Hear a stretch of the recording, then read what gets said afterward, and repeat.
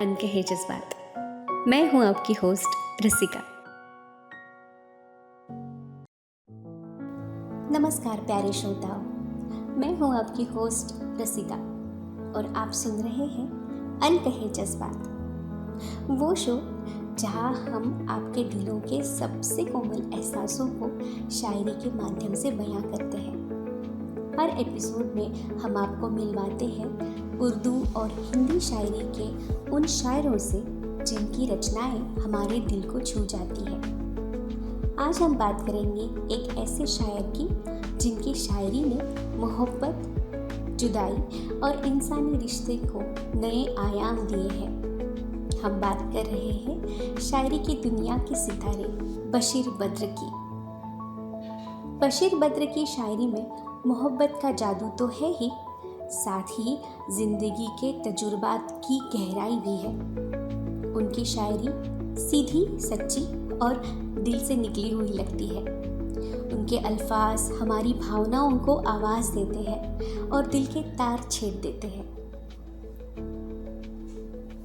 बशीर बद्र की शायरी का सबसे खास पहलू यह है कि वो कम शब्दों में गहरी बात कह जाते हैं।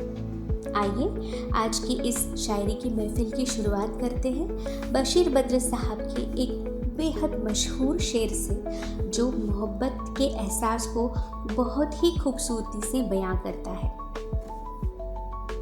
उजाले अपने यादों के हमारे साथ रहने दो, उजाले अपनी यादों के हमारे साथ रहने दो, न जाने किस गिली में जिंदगी की शाम हो जाए। वाह, कितनी सादगी और गहराई से बशीर बद्र साहब ने ज़िंदगी की नश्वरता और मोहब्बत की यादों की अहमियत को बयां किया है। इस शेर में हमें एहसास होता है कि ज़िंदगी की शाम कब और कहाँ हो जाए कोई नहीं जानता, लेकिन मोहब्बत की रोशनी और यादें हमेशा हमारे साथ होती है। अब सुनते हैं उनका एक और शेर जो रिश्तों की जटिलता और इंसानी फितरत पर गहरा नजर डालता है। कुछ तो मजबूरियां रही होंगी, कुछ तो मजबूरियां रही होंगी, यो कोई बेवफा नहीं होता। इस शेर में बशीर बद्र ने बेवफाई के दर्द को बड़ी खूबसूरती से समझाया है।